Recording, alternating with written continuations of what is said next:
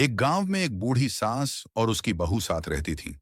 दोनों का स्वभाव बहुत अलग था और इसी वजह से वे दिन भर छोटी छोटी बातों पर झगड़ती रहती थीं। कभी खाने को लेकर तो कभी घर के काम को लेकर। झगड़ा रुकता ही नहीं था। कई बार तो बात इतनी बढ़ जाती कि सास गुस्से में बहू का सामान घर से बाहर फेंक देती। एक दिन बहू बहुत परेशान होकर एक साधु महात्मा के पास गई। उसने रोते हुए सारी बात बताई।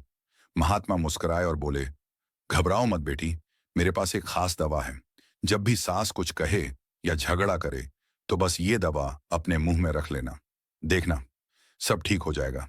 बहू ने तुरंत वह दवा एक शीशी में भरकर ले ली।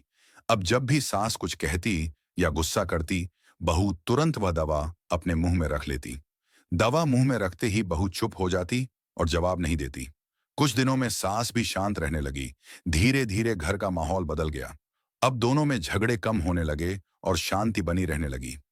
बहू बहुत खुश होकर दोबारा महात्मा के पास गई और बोली, गुरुजी, आपकी दवा ने तो कमाल कर दिया। कृपया बताइए, ये बनाई कैसे जाती है? मैं घर पर ही बना लिया करूंगी। महात्मा हंसते हुए बोले, बेटी, वो कोई दवा नहीं थी। वो तो सिर्फ साफ पानी था। असली असर तो तेरे चुप रहने से हुआ। जब तू कुछ नहीं बोलती थी तो सामने वाला खुद ही शांत हो जाता था। याद रखो, कभी कभी चुप रह जाना सबसे बड़ी समझदारी होती है। इसलिए तो कहते हैं, एक चुप 100 सुख।